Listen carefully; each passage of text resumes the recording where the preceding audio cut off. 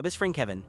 Kevin is who I wish I was. He's unapologetically himself, never afraid to speak out his truth, however harsh he may be. Oftentimes when he relays his opinion on a subject and I find myself silently agreeing.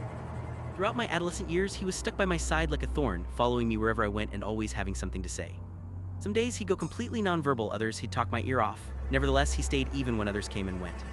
Even in my 20s, he was still there. Sure, we had our disagreements, but at the end of the day, we sorted them out and communicated like healthy individuals. How he's more mature than most people my age was beyond me.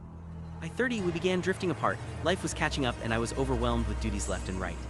I had my job, my fiancé, the prospect of having children. Kevin and I were bound to go our opposite ways sooner or later. At 40, we reconnected, fondly recounting memories from our prime. Sometimes my husband would attempt to weasel his way into our conversations, but he was promptly shut down by my worse half. When our 50s came along, age was fast catching up to us. Even though Kevin didn't look a day past the age I first started seeing him, I didn't know holding so much hatred in your heart de-aged you. I guess I should have learned a thing or two from him. My 60s fly by, retirement a forgetful blur. I was well settled into a comfortable retirement home by my 70th, my spot sponsored by my doting children. Even through it all, Kevin is still with me. Name me one person who'd stick with you for decades.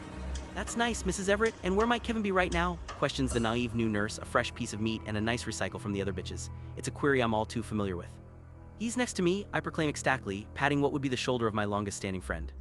He flashes her a widespread grin too big for his face, his pearly whites too sharpened to look usual. His eyes, bottomless pits of nothing, and his body, an inconceivable black hole of matter.